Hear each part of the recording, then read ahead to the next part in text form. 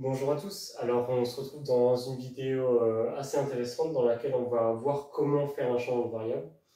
Alors pour faire un changement de variable dans les intégrales, c'est un peu plus dur que les changements d'indice sur les sommes, même si on va voir que ça reste malgré tout abordable. Mais surtout en fait ce qui est compliqué, c'est pas tellement le côté technique, c'est de savoir quel changement de variable poser. Alors souvent le changement de variable il nous est donné, mais s'il ne nous l'est pas donné, souvent il est assez intuitif et on voit ce qu'il faut faire. Alors ici, je vais vraiment me concentrer sur l'aspect technique et calculatoire de comment faire un changement de variable.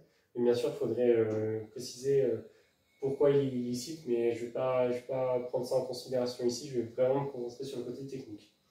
Alors moi, le changement de variable, je le découpe en trois étapes.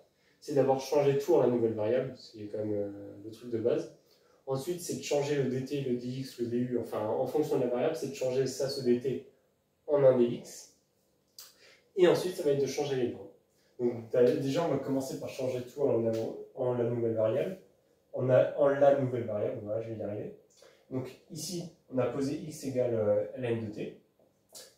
Ln de t, voilà, il m'a fait. Voilà, ln de t. Si on passe à l'exponentielle, on a que exponentielle x égale à t.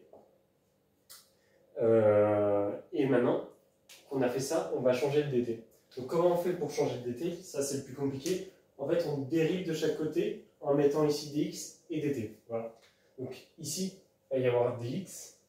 Donc on dérive ici, donc le x ça va devenir 1. Voilà. Ici, on dérive ln de t par rapport à t, donc ça va faire dt sur t. Parce que la dérivée de ln de t, c'est t. Et donc là, maintenant, ce qu'on a, c'est qu'on peut isoler le dt. Ça va être t fois dx, en passant le t de l'autre côté. Sauf que le t, on l'a dit, c'est exponentielle x dx. Donc ça, c'est toujours quelque chose à faire. C'est toujours changer dt égale quelque chose, et ce quelque chose doit toujours être de la nouvelle variable. Donc ici, j'ai remplacé le t par exponentielle x. Voilà. Maintenant qu'on a fait ça, on change les bornes, c'est ce que j'ai dit. Si t égale 1, alors x il vaut quoi? Si t égale 1, bah x égale 0. Et maintenant, si t il vaut e, bah x il vaut 1. Donc maintenant, si on remplace dans notre intégrale, donc là on a fait tout le travail préliminaire.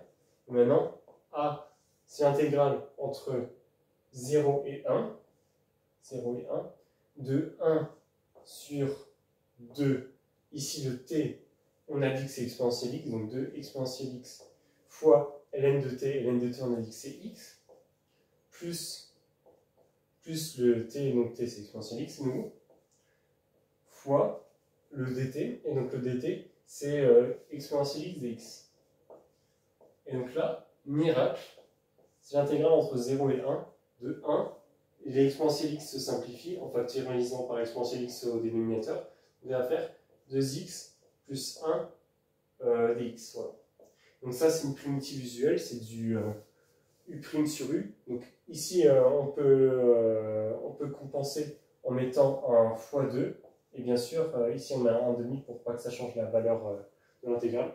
Et donc ici on a que c'est un demi de ln de 2x plus 1. Le tout entre 0 et 1. Donc là pour vérifier qu'on ne s'est pas planté à nouveau, ce qu'on peut faire c'est de se dire on dérive ça et on voit si on tombe bien là-dessus. Donc ça va être du u' sur u, donc ça va faire du 2 sur 2x plus 1, et donc c'est bien ce qu'on avait ici, donc c'est bon. Ici on fait l'application numérique, comme on dit souvent. Donc ici il va y avoir un demi en gros en facteur, fois ln de 3, moins ln de 1. Ouais, je l'écris quand même si ça sert à rien, parce que ln de 1 ça fait 0. Donc finalement on trouve que c'est un demi de ln de 3. Ou si vous avez envie de déconner un peu, c'est ln de racine de 3. Voilà. Voilà. Donc maintenant, on a réussi à terrasser cette intégrale grâce à un changement de variable. Et je pense dans les prochaines vidéos sur la chaîne, je vais vous proposer des changements de variables que je trouve, moi, très très intéressants. En fait, c'est surtout ce que je trouve intéressant, c'est comment on a l'idée du changement de variable. Donc ici, c'est un peu compliqué de voir d'où il sort, mais sur certaines intégrales, ça se voit beaucoup mieux.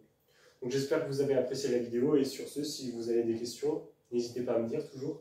Et sur ce, à la prochaine.